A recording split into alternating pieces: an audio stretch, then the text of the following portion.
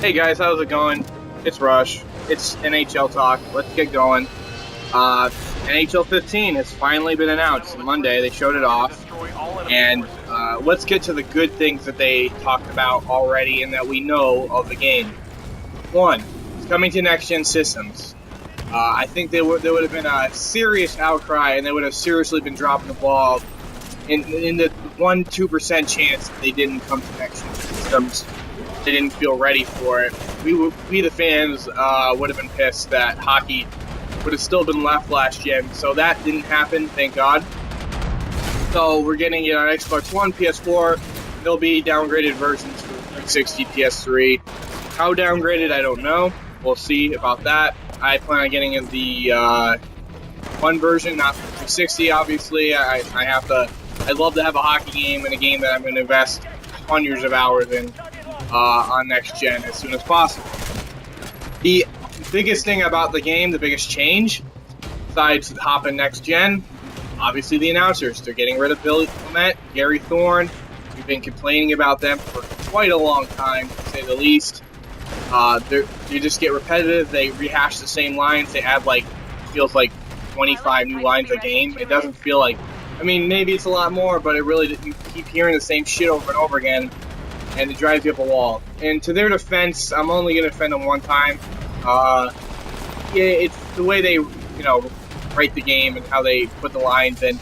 Because it's not their fault that when you dump the puck in and they think it's a turnover and they're giving you shit for being a turnover, it's the game considering the dump in a turnover.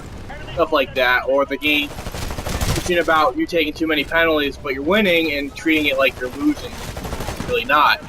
So, but nonetheless, they need to go. It's not good enough for TV. Clement's like the third guy for Philadelphia Flyers announcers. He barely says anything on those broadcasts. And then you have Gary Thorne, who, all I know he does the World Juniors in January once a year, and that's it. So it'll be really nice to get an Emmy winner in Doc Emmerich, and Eddie Olczyk knows what he's talking about. And Ray Ferraro is really cool too, and he knows what he's talking about too. So him being inside the glass over Pierre Maguire was a great choice. Not stress that enough. So they're also working on having all 30 arenas in the game. As years in the past, they've had most of the arenas, but not all. Like big ones like Boston were missing. They didn't have the TD Garden. They haven't had Chicago as far as they know at all. I could be wrong about that. So that will be huge. Trying to think what else. They haven't said anything about the referees yet. We do expect them to have 4 refs. I do anyways. Apparently they're adding player models, so not everybody looks the same. I mean, if you've had Aaron Asham on your team in the last 3-4 years, it looks like fucking Guy Pearce and not like what Aaron Asham really looks like. Aaron Asham kind of looks Indian a little bit and got long black hair, and they have him like dirty blonde hair, like I said, like Guy Pearce looks really stupid. So apparently they're going to have somewhere in 250 to 300 player have unique heads, so they look more distinct. Because guys like Ovechkin and Crosby and Malkin, they look like themselves, but a lot of the other third liners and lower than that, they don't look very good. They don't look like good representations of their own players, so that would be a big help if they can fix that.